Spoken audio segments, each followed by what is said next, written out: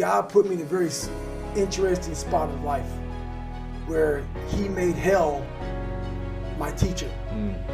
He made hell my teacher. And a lot of people don't understand that. So I'm trying to give people a different thought process of life where failure, hell, disappointment, discomfort is a great learning tool. And many people don't understand that. And a lot of people won't even understand this interview when we get done with it. That we're all teachers. We're all teachers.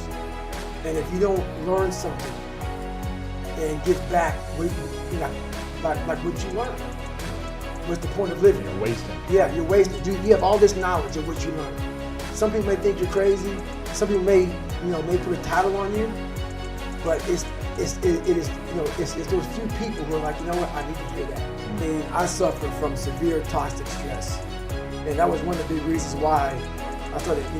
I had to learn disability. My focus in life was way off. I was afraid. I was afraid of everything.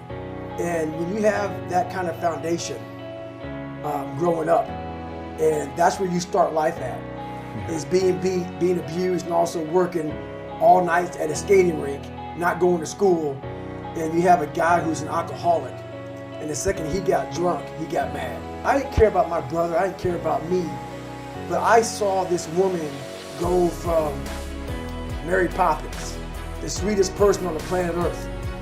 And when you see your mom start to transform to a shell, to a person whose face becomes stoic, a person who has no emotion, and that changes a kid. Yeah. And when you're young and you have to grow up so fast, so by 8 years old, my mind was of us 40-year-olds at 8.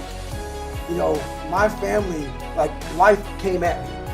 I started realizing more and more and more that all these people were gone. What was haunting me was me. I can't control my dad. I can't control the people calling me that. I can't control all these things, but they were things that kept me down. It started becoming my reality. My reality was what they made it out to be.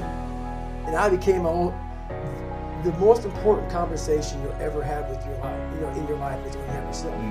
And my conversation was absolutely horrifying. But what I did as a young kid is I observed everybody. I wasn't really smart in the books, but I was real smart when it came to life. And I was able to sit back and watch her mistakes. I was able to see how she struggled through life and how I don't want to struggle through life. And I was able to see she never picked me up. The biggest thing she did for me, and this is the honest to God truth, and she doesn't even know she did it. When I would bust my ass, and I would fail, and I was at the bottom of the sewer, she never picked me up. She never gave me that cookie and said, hey son, it's gonna be okay.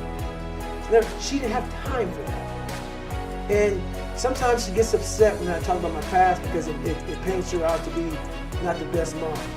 If I had any kind of mom in that kind of environment, I would have never made it. Because she forced me, for every reason, she forced me to you better figure this out, or you're going to be a statistic. And this is something that she didn't sit down and tell me. I realized this. This is the world that is in front of me. And what most people do is they see this world and they look at it as an excuse to get out of it. I started looking at it as this is the ultimate training ground for the rest of my life.